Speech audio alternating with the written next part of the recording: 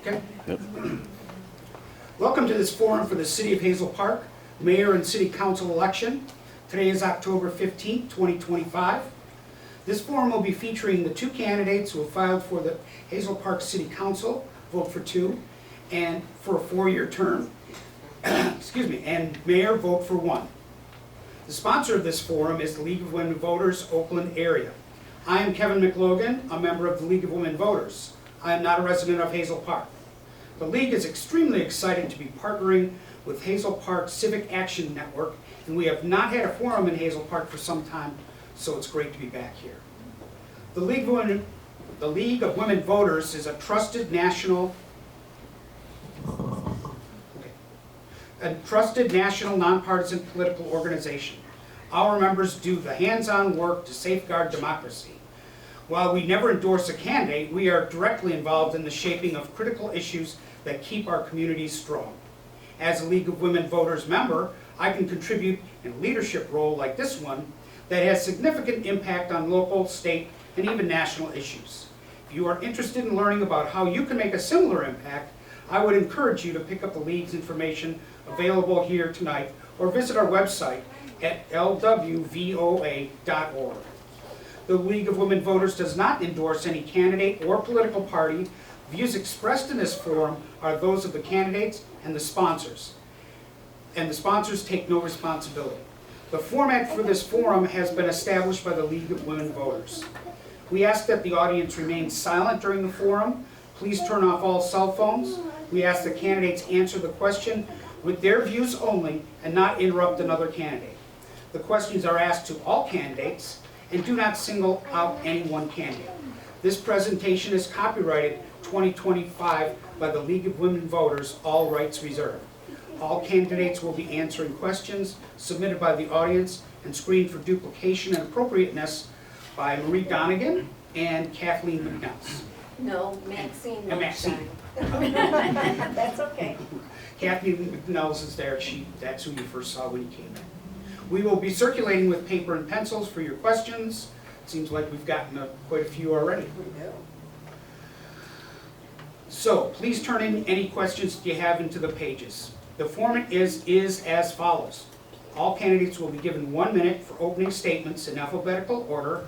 Closing statements will be 1 minute in reverse order. Candidates will have 1 minute to answer each question in rotation unless extended by the moderator. All candidates will be allowed equal time to answer questions. Our timer is Judy Robinson. Running for mayor are Kristy Cales and Michael Webb. The candidates for council are Luke Londo and Alissa Sullivan. We will begin with the candidates for mayor. Mr. Webb could not be here tonight, so I will read a statement and then we'll have an opening statement and questions for Ms. Cales.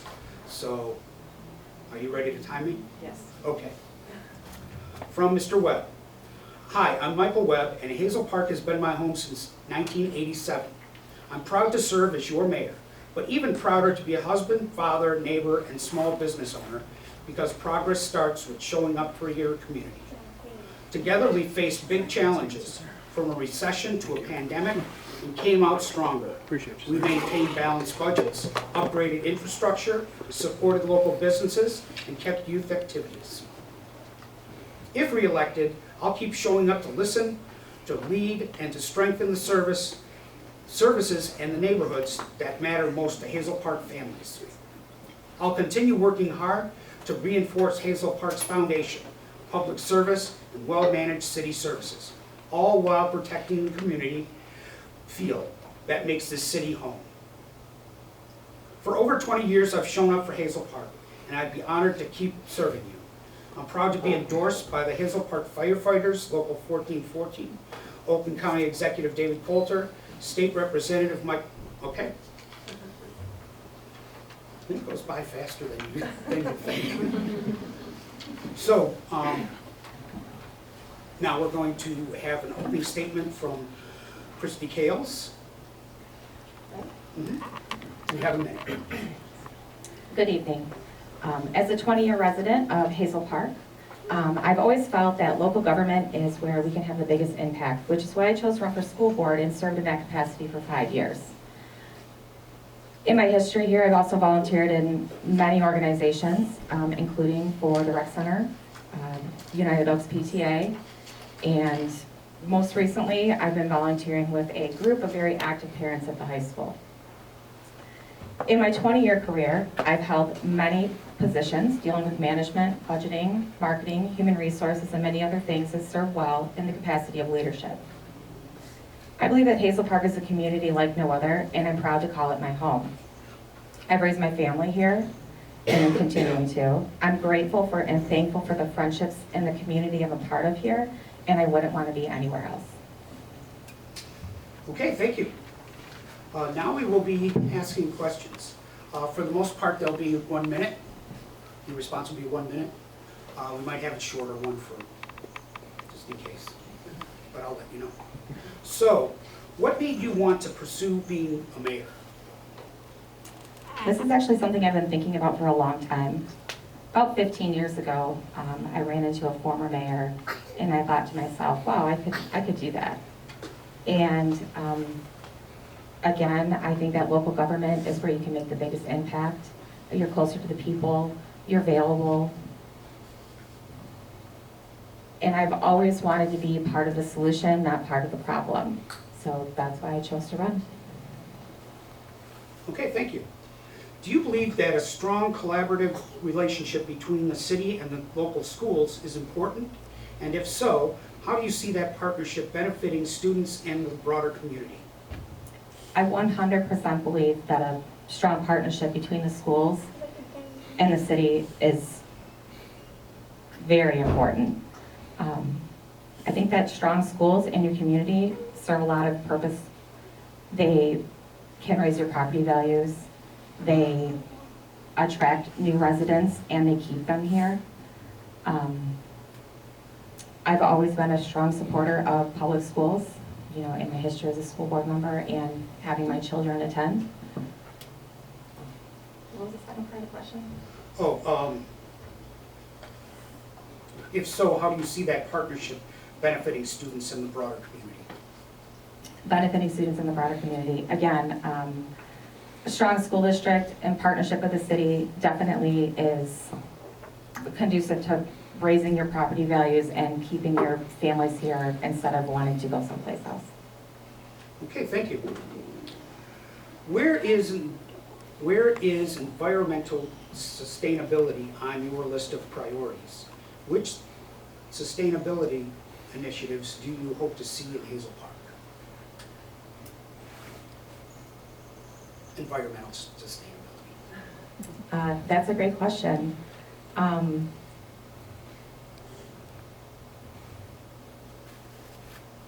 You stumped me. I think, you know, being in an urban area, it's you know, when I think environmental sustainability, obviously my first thought goes to wind farms, but clearly that's not something that we can do here. You know, I guess I don't really have an answer for that. I'm sorry. Okay, it's okay. There are not enough EV charging stations in Hazel Park.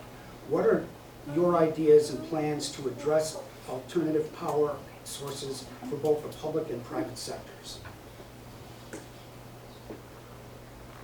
I think there aren't enough EV power chargers, period. I think that, you know, Hazel Park needs to look where we could install them. I think our infrastructure probably needs to be examined to make sure that we could do that. There are some places in Hazel Park that they could fit, and I do encourage residents to install them in their homes. Okay.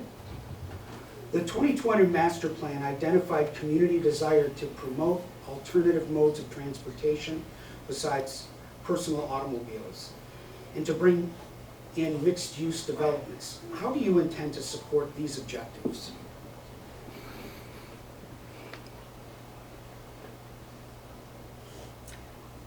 I think that's a good direction to take the city. Mixed-use development brings people in, I think alternative modes of transportation, we're starting to see them pop up in our sister cities with the bike stations.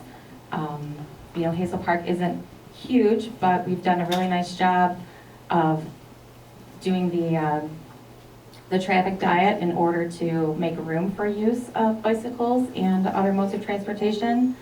I'd like to continue that movement definitely into the future.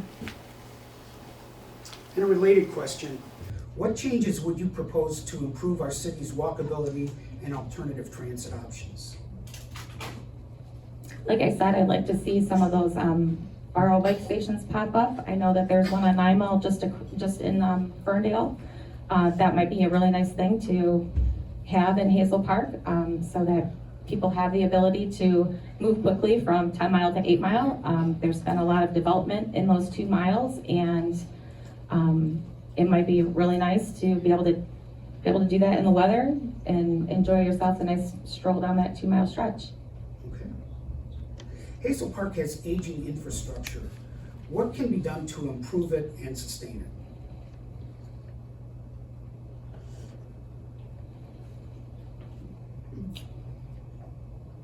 I think we need to start with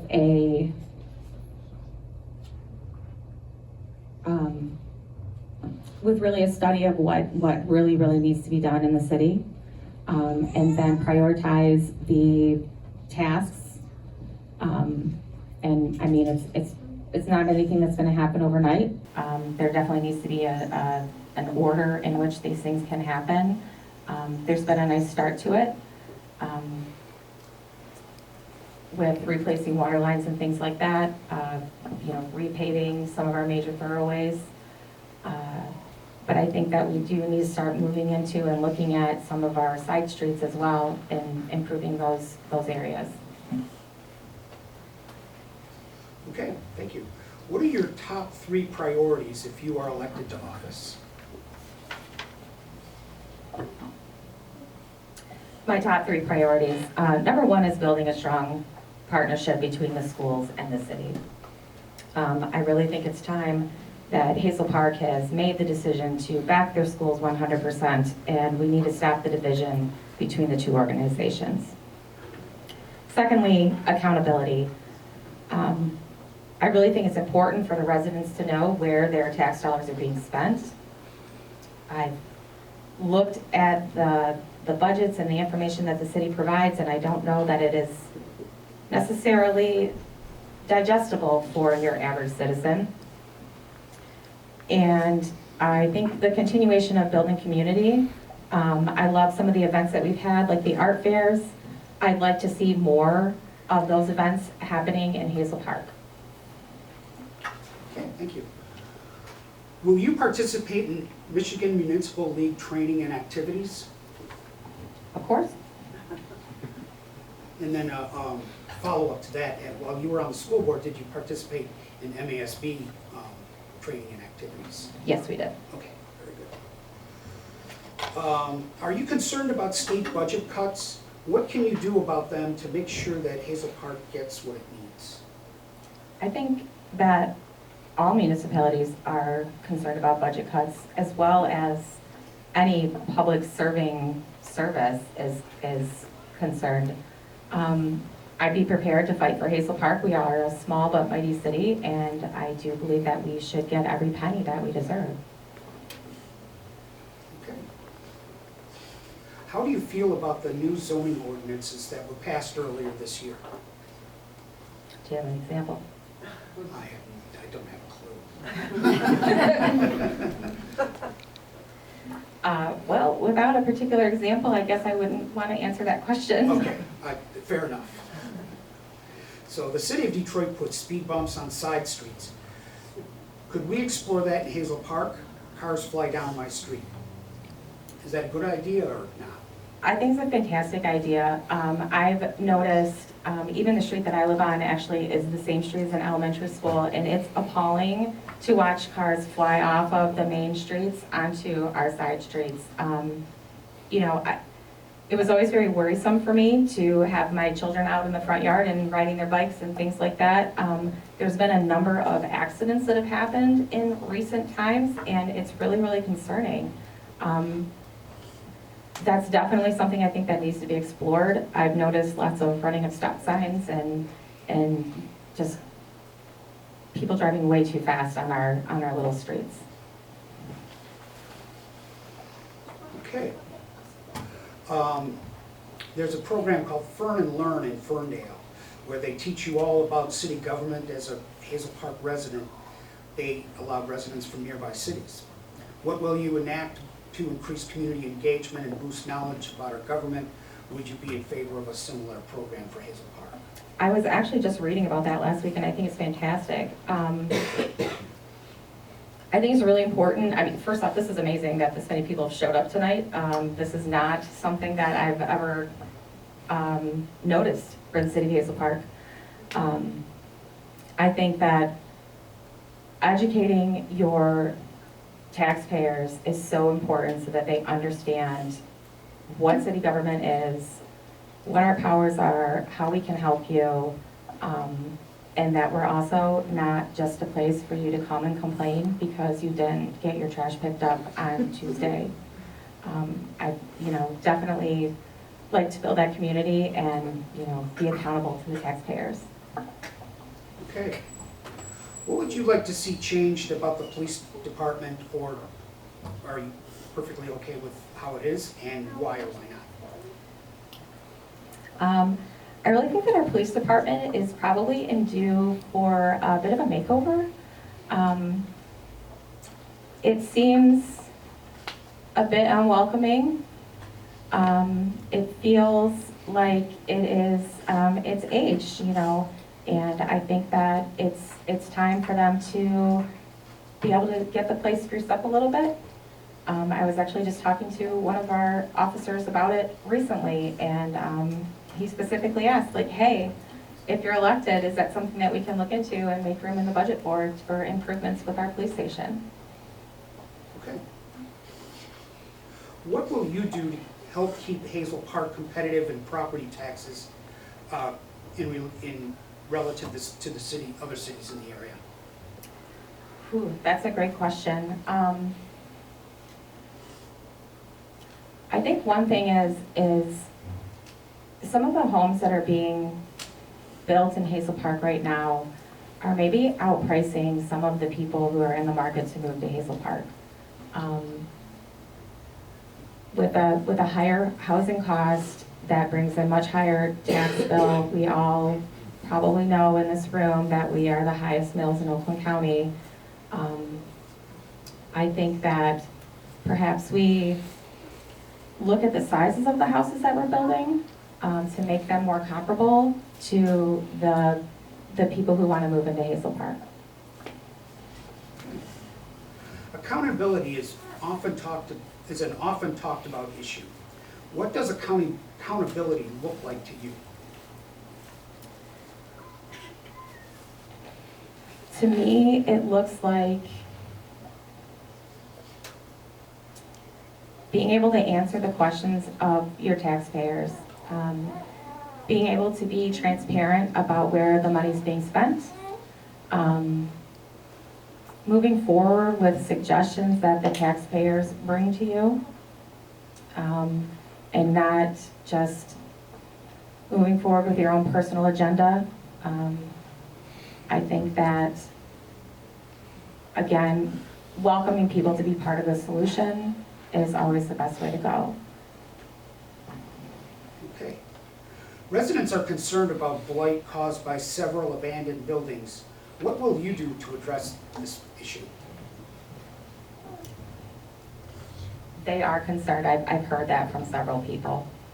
I think that we've, in past years, done some nice work with improving our buildings on some of our main roads, but there are quite a few properties in our neighborhoods that are not nice looking, and I know that I wouldn't want to have one in my backyard. I think that we need to really examine where these properties are and make sure that the owners are being held accountable for taking care of them. And if they're not doing it, then I think it's time to raise them. This will probably be the most controversial question of the night.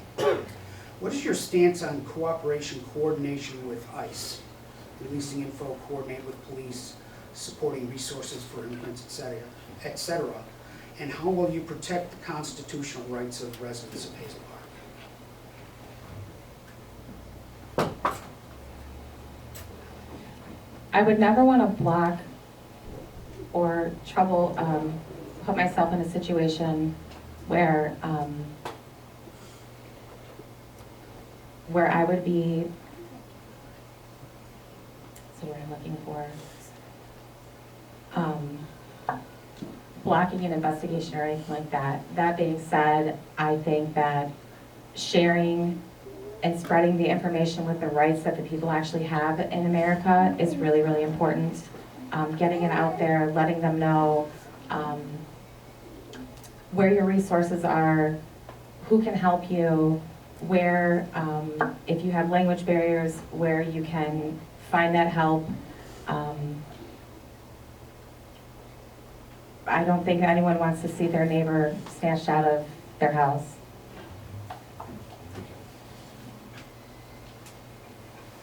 How will you support small businesses and attract new jobs? I love small businesses. Frequent many in the area. I will continue to support the initiatives that the city have set forth with welcoming new businesses and new creative ideas for what Hazel Park needs and wants to offer its citizens. Okay, thank you. Here's a lighter one. If you received $1 million grant to use for the city, no strings attached, what would you do? And if you were the person that made all the decisions of how every one of those $1 million were spent. I'm not saying that's going to happen. Let's put that out in the universe. If I received $1 million grant, I would look to create a space for the community that could be enjoyed by all. I would look to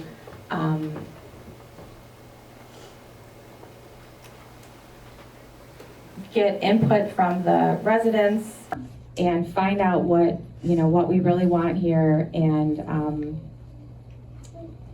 create that utopia of the community. Okay, thank you. There's been an influx of rats in the area ever since Priority Waste has taken over trash services. Do you plan on holding our waste disposal services accountable for the actions, or?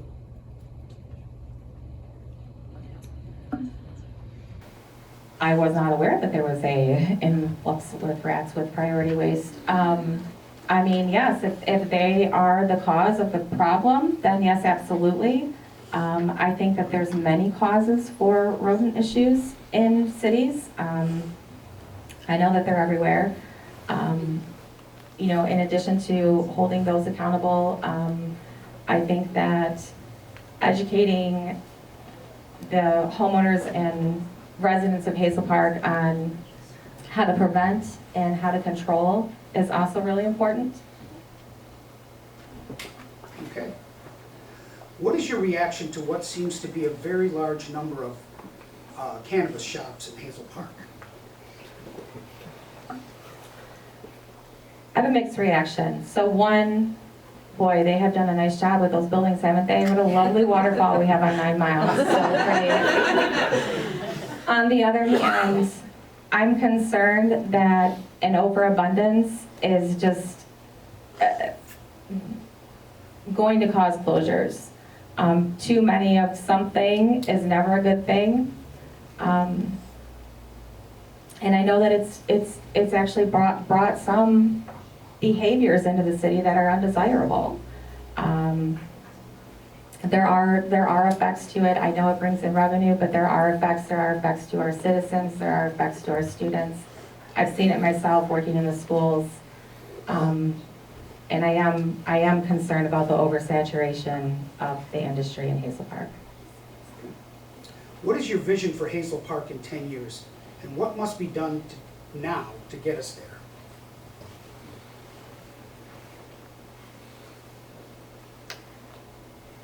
My vision for Hazel Park in 10 years.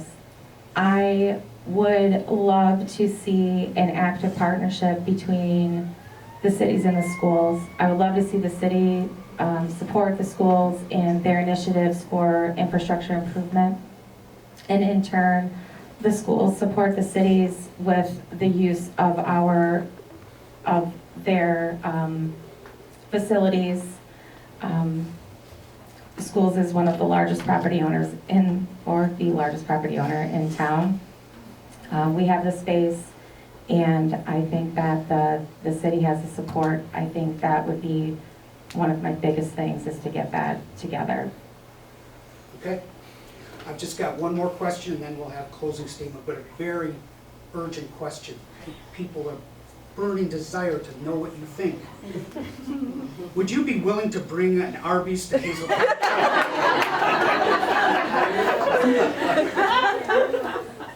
I would like nothing more than to have an Arby's in Hazel Park. The perfect spot for it at the Harmony Plaza. It already has a drive-through. It can just be revitalized there. It's right on the corner.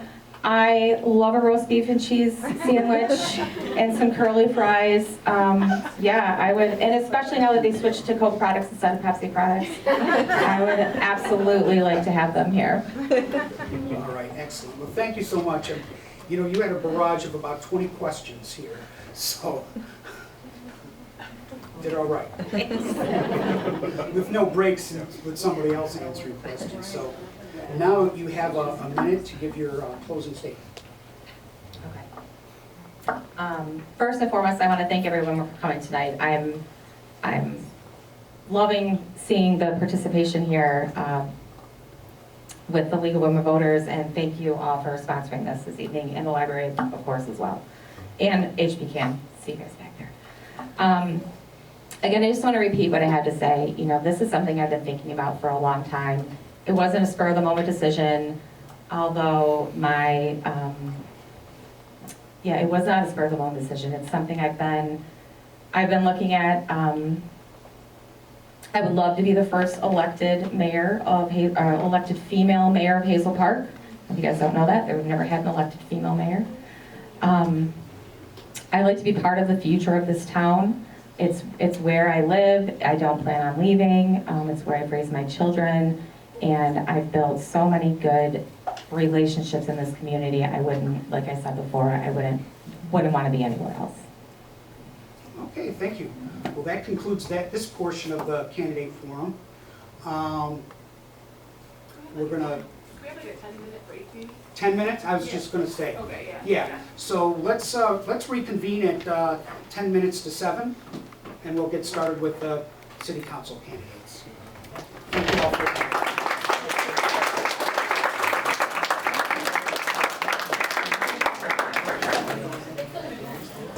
All right, welcome back.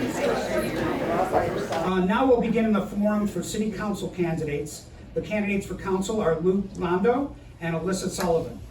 First, we'll hear opening statements from the candidates. We have 1 minute, and we're going to begin with Mr. Londo. Hello, I'm City Council Member Luke Londo. Honored to be here. I was first appointed in 2021 and then elected to a full 4-year term. I am a father of 2 who were born during my term on City Council, and I work as a communications professional with clients across the state. I recognize the silliness of this exercise because I and my colleague are indeed running unopposed, and I like to think it's because we're doing a great job, but realistically the truth is probably a little bit darker, and that's that democracy is hard. Civic engagement is extremely difficult. I'm really happy to be here in this room with all of you, and for all of you for being here. I'd like to thank the League of Women Voters, as well as all the library staff, HPCAN that was involved in putting this forum together, and I look forward to answering your questions. Thank you. Thank you. Hello, everybody. My name is Alissa Sullivan. I want to echo the sentiments of my co-counsel here. I really appreciate this opportunity to speak to members of the community, to answer some questions. I want to thank League of Women Voters and HPCAN for hosting this. Also, our library. They are an indispensable resource in our community and always the first to step up whenever anything is needed here. I also, as a small business owner and entrepreneur here in the city, running for city council is, I like to say, the craziest thing I've ever done, and I have green hair, and that's a sentence that I say often. It's one of the hardest but most rewarding things I've ever done in my life, and I'm really grateful to be up here, and I'm really grateful to be running again to continue serving. Okay, so we're going to ask you the same questions that we asked the mayoral candidate, and you'll have 1 minute for your response. And we're going to alternate, so we're going to start with Luke and then Alissa and then vice versa. And then when we get close to 7:30, it's be time for closing statements, and that'll be a minute apiece. So the first question is, do you believe that a strong collaborative relationship between the city and the local schools is important? And if so, how do you see that partnership benefiting the students and the broader community? Sorry, can you repeat the question one more time? Do you believe that a strong collaborative relationship between the city and the local schools is important? And if so, how do you see that partnership benefiting students and the broader community?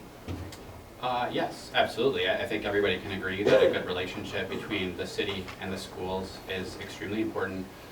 And when you look at, so there's a lot of things that the schools do in between 7 a.m. and 3 p.m. And then afterwards, it's really important for the city to support the schools with vibrant green spaces and programming that children can participate in.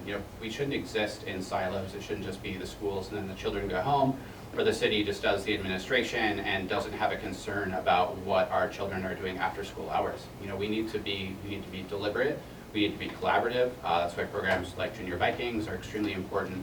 So maintaining these relationships, improving these relationships are going to be extremely important so that we can serve all members of the communities, especially our youth. Okay. Alissa?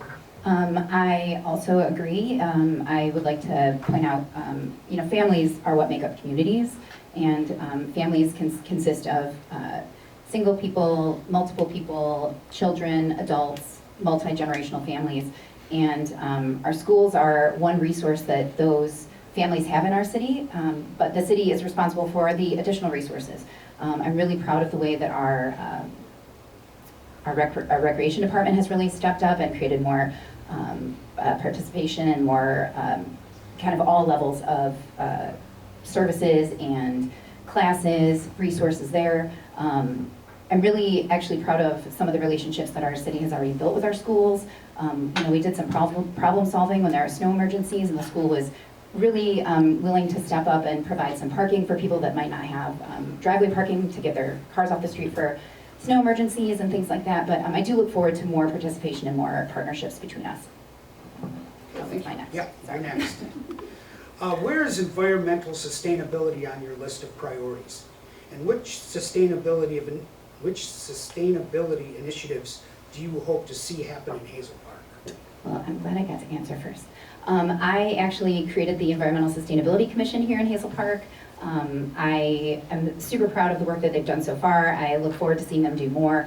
I'm really pressuring or kind of urging them to create some forward moving for new development, some requirements for sustainable planting, for pollinator and what's the word I'm looking for? The native species and things like that. But also I'm currently working on Pick It Up Hazel Park, which is an environmental sustainability, walkability, safety initiative to address left behind pet waste, as well as litter in our neighborhoods. This is going to create additional trash infrastructure, as well as provide some kind of destination spots. So you guys can keep an eye out for that, but we're going to be rolling that out hopefully this fall into the spring. I wish I had gone first because I just wanted to say everything that you just said. So, in addition to what Councilmember Sullivan said, I would like to see more education. You know, really, like, environmental programs are great, and it's great to say that we want to do these things, but the educational component is really, really important. If you don't get public buy-in, public commitment to these types of programming, then it's just going to be a fun, expensive project that's not going to move the needle at all. Composting is something I would like to see a little bit more of, and then additionally with our trash receptacles, adding a recycling component. Otherwise, just kind of ditto everything that Alissa said. Okay, thank you. So there are not enough EV charging stations in Hazel Park. What are your ideas, plans to address alternative power sources for both the public and private sectors?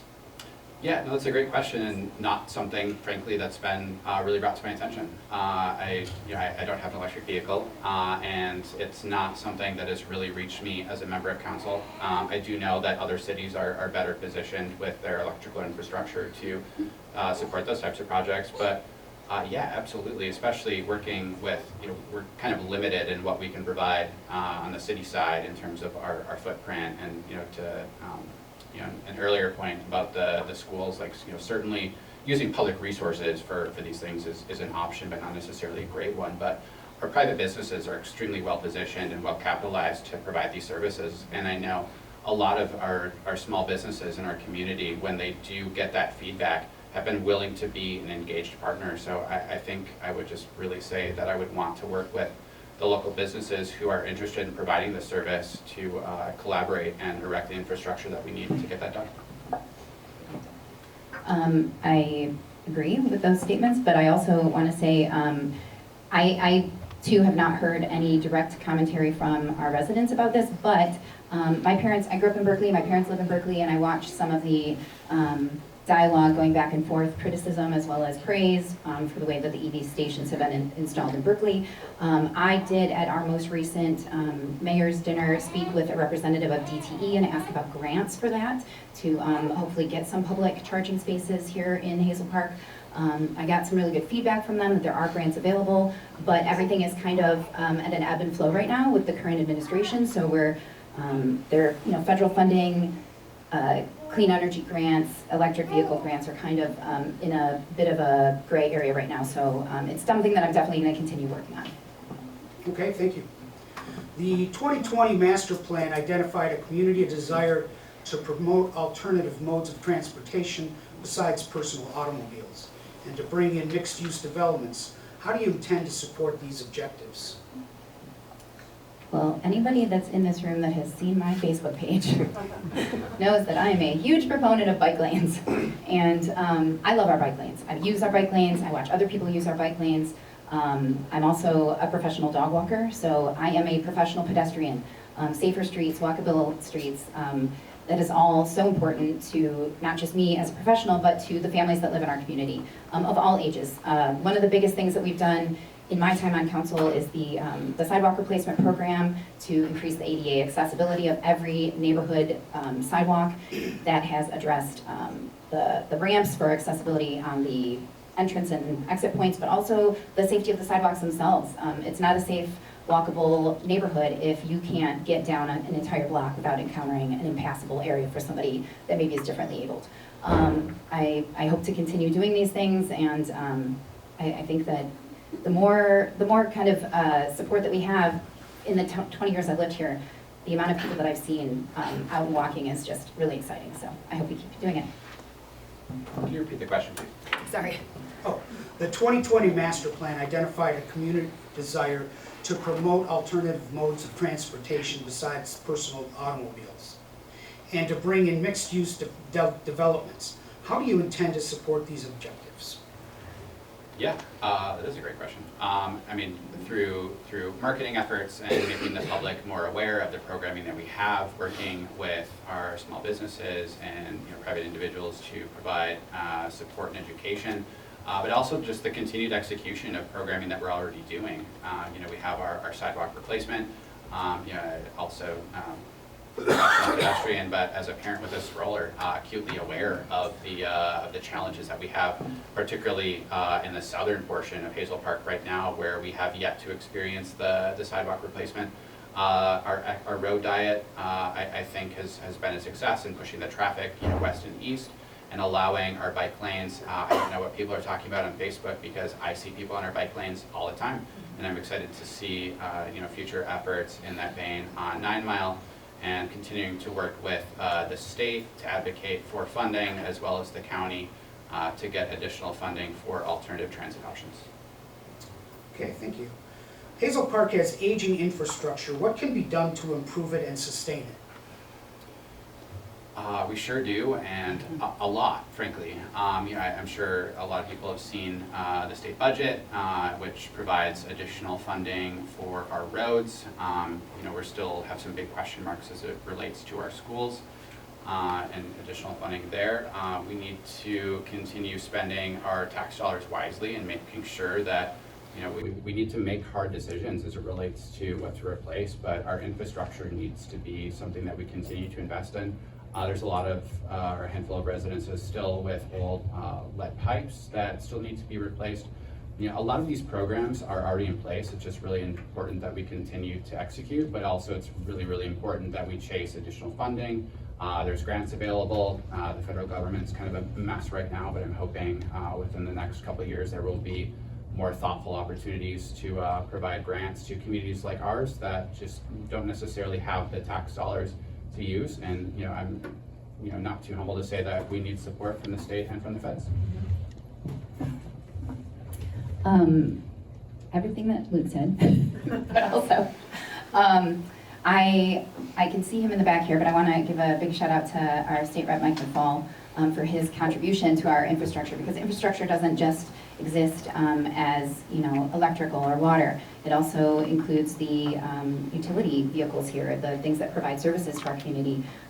So again, state level funding, the fact that we have had state revenue sharing decreased repeatedly year after year after year has really affected our community. So being fiscally responsible and also prioritizing the things that need the most, and making sure those get handled first so that it doesn't end up costing us more in the long run is a really smart use, and we've been very adept at creating those kind of prioritized, triaged areas. The grant for the bike lanes really helped us to redistribute money from John R. to side streets, and we actually just discussed some upcoming bonds that are going to be happening for the repaving of some side streets, so I'm excited about that. Okay. What are your 3 top priorities if you were re-elected to office, I should say? My number one is continue to be out there and fighting for our community.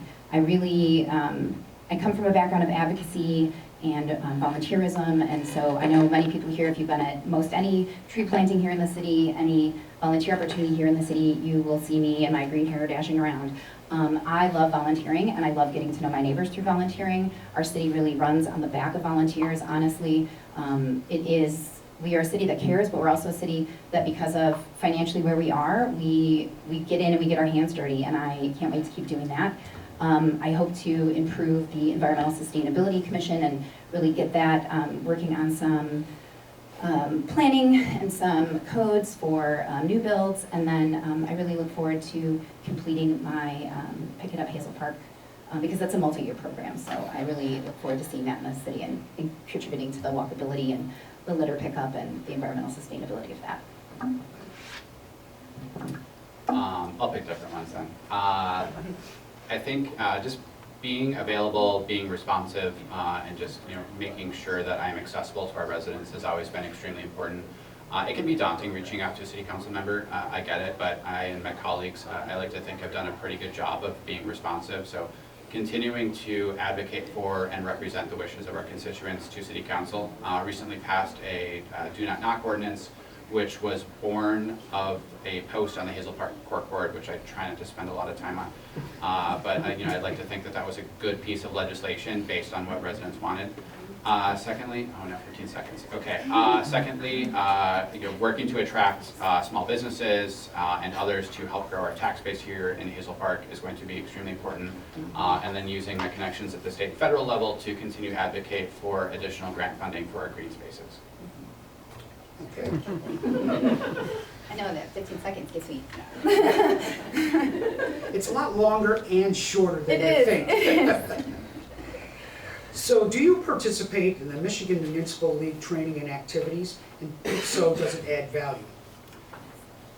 Yes, we just had our convention in Grand Rapids, and I'll give an honest answer. Sometimes, a lot of the forums can be, you go to those conferences, and a lot of them have like sponsors and stuff, and panels are kind of already spoken for. But it's important to pick your spots. So at this last one, there were multiple panels that just seemed like a waste, and there were others about how to address housing challenges in urban communities. So really going, speaking with electeds from across the state, speaking with sponsors that actually provide valuable resources, networking, as well as attending educational programming. Those things can be fun if you just want to go drink with your fellow electeds from across the state, but I like to think that this body, as well as the members of the school board, do a really excellent job of utilizing the programming and the educational programming that is available to us, and really trying to make the most of it. I absolutely take full advantage of any educational opportunity that I get, especially through the city. But I this year had the opportunity to attend the Mackinac Policy Conference, which was eye-opening to me. I was there to advocate for against the court funding reform. So I was able to make some good connections there and really fight for our city, because that is one of our revenue sources here. We don't want to lose that, because other cities are irresponsible with their court funding. And by other cities, I mean one city, and that's Detroit, which keeps continuing to have to be bailed out. But I really, the information that I learn at those conferences is indispensable to my ability to continue to contribute to our community. And I bring that information back, I share it with colleagues. It shapes the way that I look at things in our city, and it also inspires me to create new opportunities for learning for our residents, but also other people in leadership in our city. So yeah, I look forward to those so much. Okay. Are you concerned about state budget cuts, and what can you do about them to make sure Hazel Park gets what it needs? I think everybody should be concerned about state budget cuts.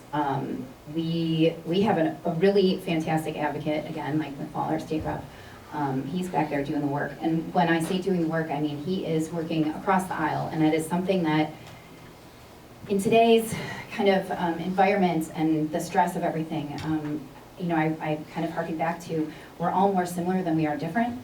And I think that we sometimes get caught up in identities and our individuality without thinking about the bigger picture of everything.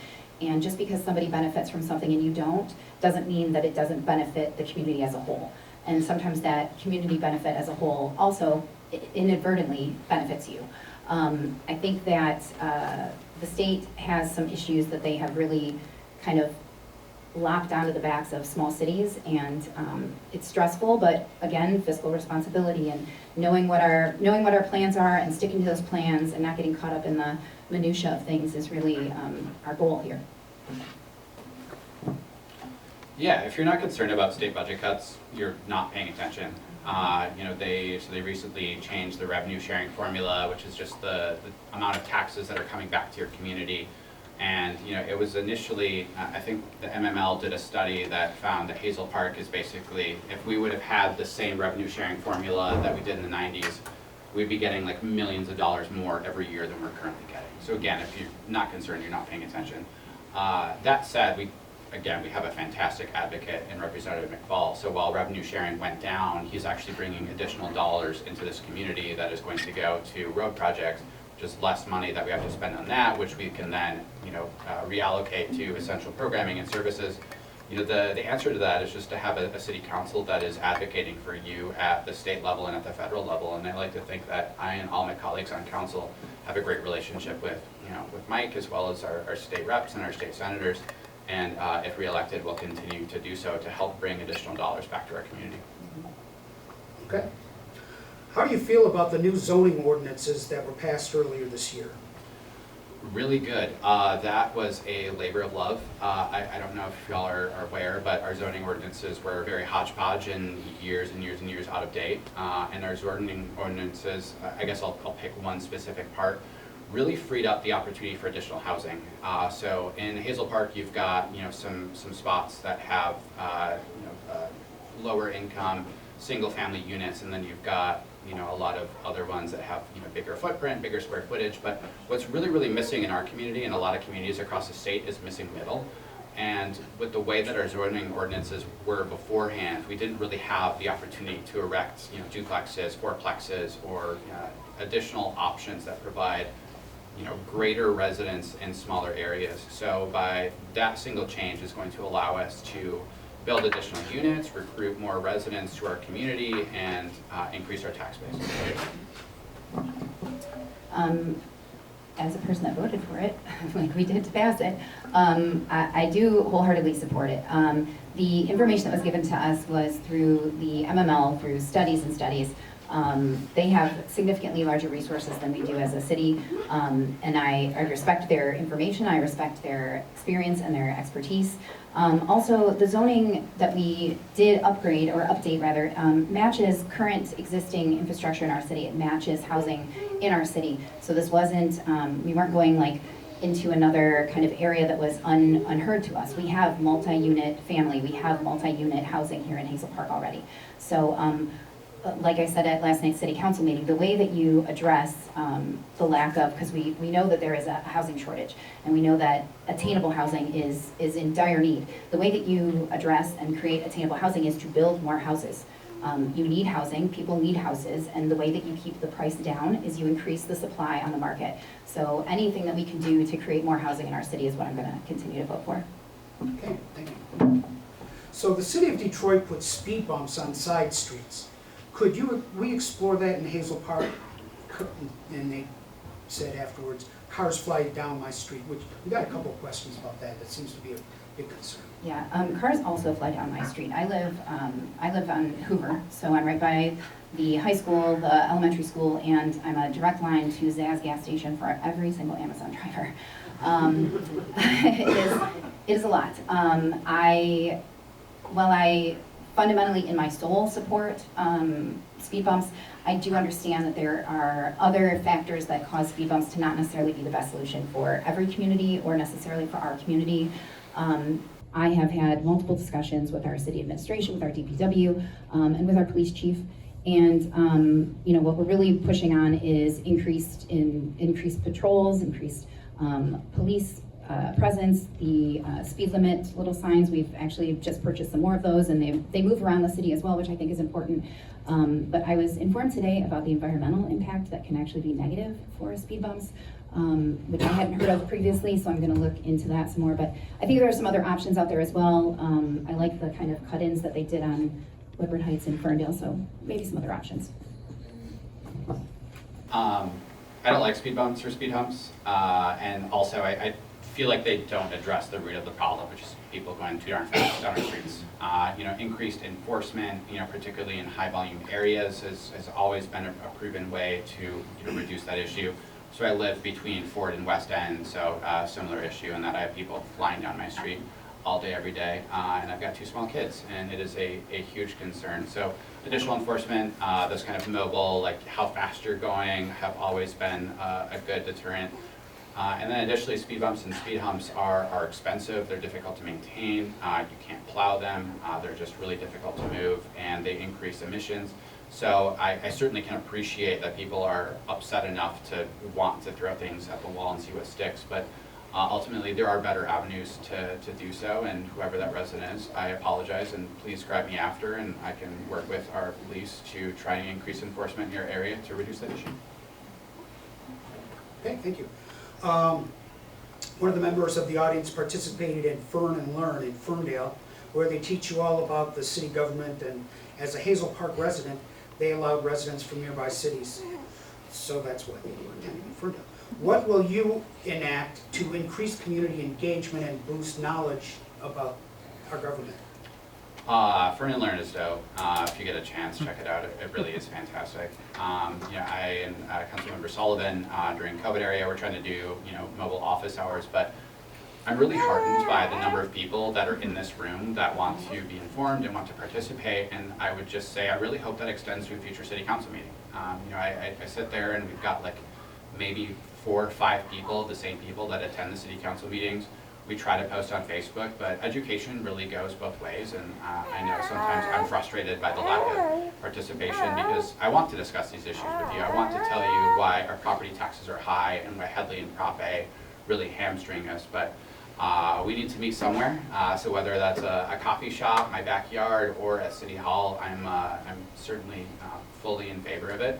And if there is a genuine community interest in that type of programming, then I and my colleagues would be more than happy to erect something similar in our community. To echo that, I've seen the elected officials, I guess, classroom in Berkeley as well. And the Fern and Learn, I had just seen yesterday, I saw a thing for it and I read about it. I was very excited. I would love to have our city host something like that. I think I agree if we have the community buy-in from that and make it worthwhile, we would absolutely support that. I think the more information people have, the better informed a voter is, the better votes that they make, the better support that a city can get from their residents. I've participated in roundtables, I've participated in coffee hours. I just sat on a tax panel, unexpectedly sat on a tax panel a couple months ago through Mike McFall. He asked me to come and then all of a sudden he's like, oh, you're on the panel. I was like, okay, let's go. I love to educate people. I think that knowledge is power, and I'm going to continue to try to participate and engage, and anytime anybody has questions, I'm happy to have a discussion. Okay. What would you like to see changed about the police department and why, or if you don't want anything changed? I think there's always room for improvement in any organization. I think that our current chief, Hamill, has been a bit of a breath of fresh air. The feedback that we get from him, the engagement that we get from him has been really refreshing, but also it tells me that the communication levels there at our police department are maybe some different avenues of communication. The accountability, the ingenuity that he's bringing to our police department, really moving it forward. I don't ever want to see people in our community be afraid of their first responders, and that is something I think that can always be worked on, that kind of personal relationship and that community outreach, I think, is something that all communities need to work on and all police departments need to work on, and I look forward to hopefully more of that coming in the future with our current chief and the current first responders.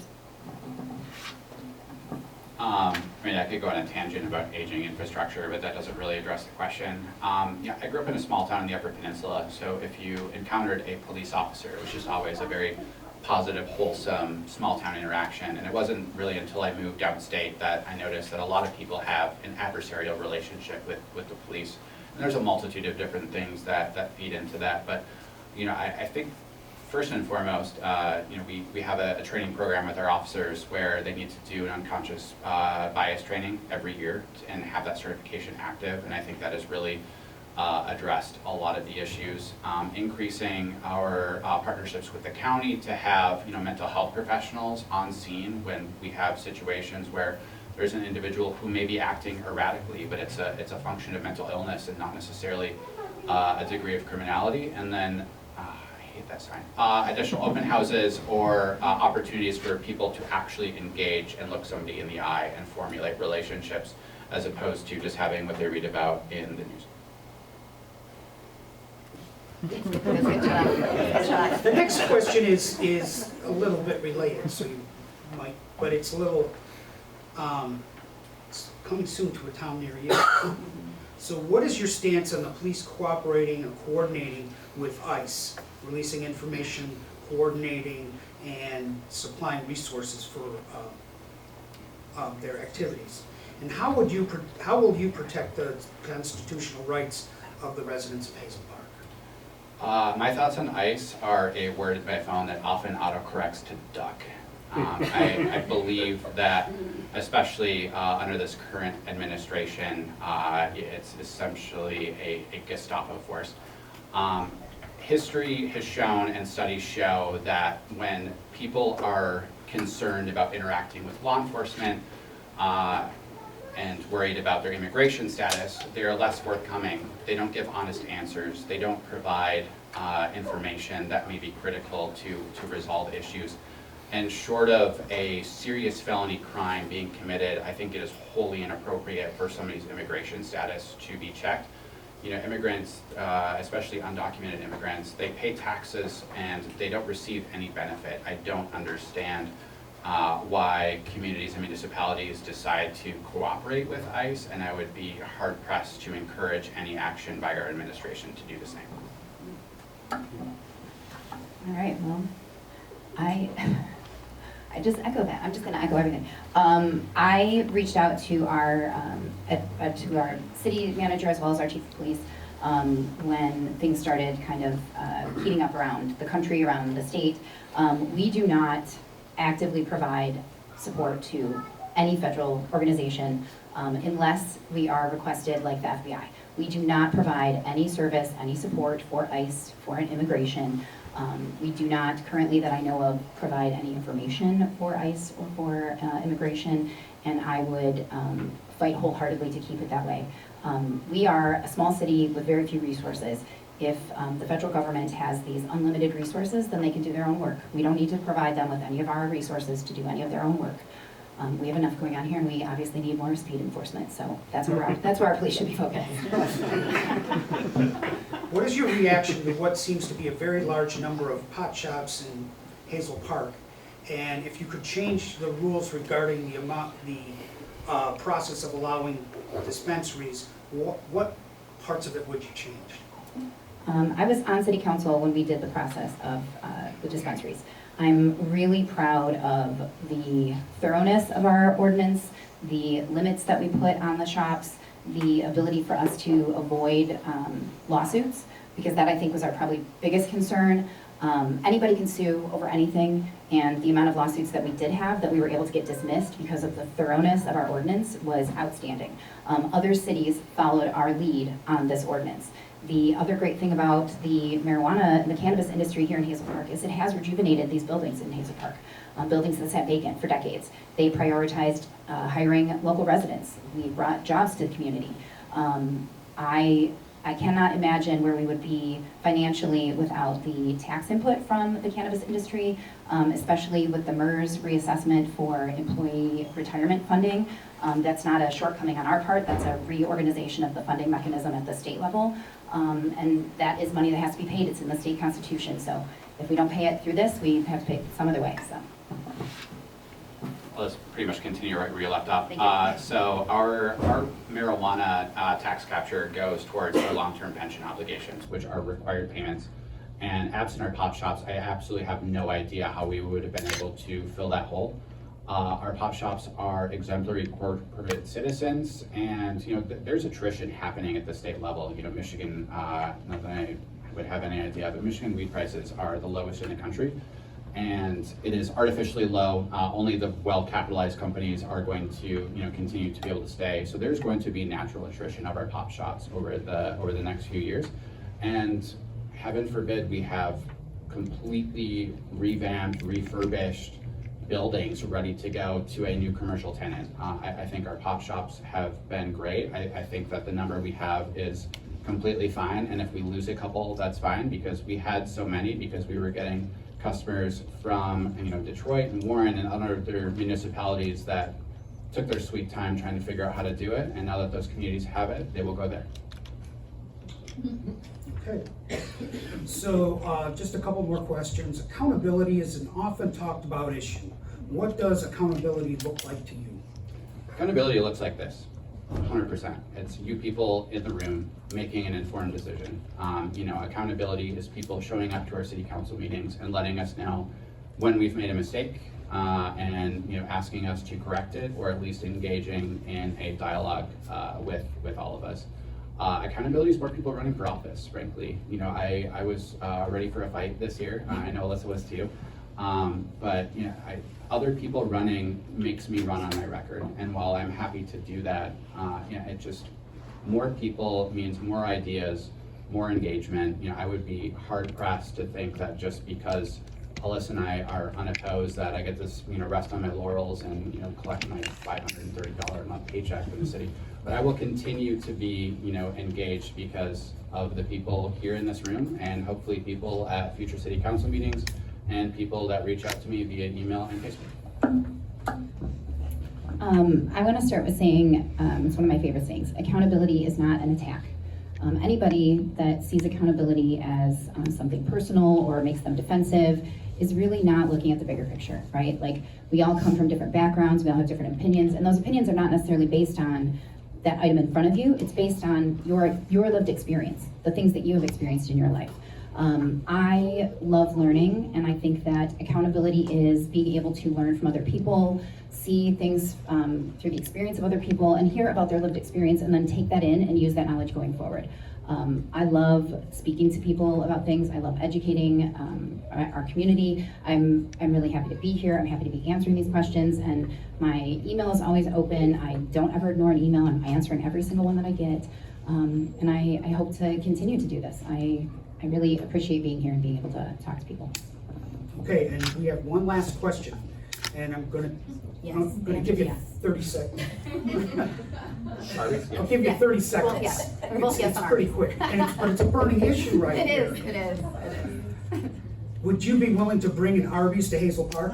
Listen, Arby's is a fantastic local joke. I love it so much. I encouraged our fire department to put it on their sign the other year, and it got a big resounding applause. The fire department was like, "What are we doing?" And I was like, "Just go with it. I promise, it's funny." If an Arby's wants to come here, I will wholeheartedly be there for the ribbon cutting. I will support it. I will help people, and I'm a vegan, so there's that. I love me the Golden Arches, and I love a junior bacon cheeseburger from Wendy's. That said, I would be stoked to get Arby's in our community, and I think Arby's would be much better than some of the other fast food restaurants in the city. Okay, so that concludes the time for questions. The candidates will be given 1 minute to make a closing statement in reverse order. So we're going to begin with Ms. Sullivan. I want to again thank everybody for coming out today. I want to thank you all for the opportunity to be here. I want to thank HPCAN. I want to thank League of Women Voters. I want to thank the library staff again. I love what I do. I love what I get to do. I'm really proud of the work that we've done in the city. And when I go places and I tell people that I live in Hazel Park or that I'm on city council in Hazel Park, and I get it used to be a different reaction that I would receive, and the current reaction that I get is, "Wow, you guys are doing some great stuff over there." I am so proud of that. The other day my mom said that she was talking to somebody and she told them that her daughter was on city council in Hazel Park, and they were like, "Your daughter's doing great work. Tell her I said she's doing great work." So people outside of our community see what's happening here. They see the positive changes in our community, and that's not just thanks to us, that's thanks to everybody here. That's thanks to everybody that votes. That's thanks to everybody that volunteers, that everybody that works here. And I look forward to the next 4 years of getting to do this again, and I hope to continue serving. And please reach out with questions, concerns, participate. Let's get you guys more involved. I'd like to thank you all again for being here. This is really just a shot in the arm. At city council meetings, not seeing a tremendous amount of people, but seeing people come up to a candidate forum to make an informed decision makes me realize that democracy is alive and well in Hazel Park. Thank you to the League of Women Voters, HPCAN, the library for hosting this forum. I'm extremely proud of what we've been able to accomplish over the last few years. And I look at my colleague because we did a lot of it together. Passing human rights ordinance, prohibiting income discrimination in housing, do not knock ordinance, balancing our yearly budgets, growing our services, chasing grants for parks and recreation. Just really, I feel like we've done a really good job and hope to continue doing it. I hope that after today you choose to vote for me, not because you don't have another choice, but genuinely because that I've earned it. So thank you all again for coming out. All right. The League of Women Voters would like to thank the audience, the candidates, and the Hazel Park Civic Action Network for making this forum possible. This presentation is copyrighted 2025 by the League of Women Voters. All rights are reserved. Any recording may only be shown in its entirety. For further nonpartisan information on these candidates, visit vote411.org. Rebroadcast of the time of this forum will be on the League of Women Voters website. A recording has been made available by the Hazel Park Civic Action Network, and you can follow them on Facebook or Instagram, or you can sign up for their email list. We will send out the recording through those channels. The League of Women Voters is funded by contributions from concerned businesses and citizens. Our membership is open to men and women over the age of 16, and remember to vote on November 4th. Thank you all.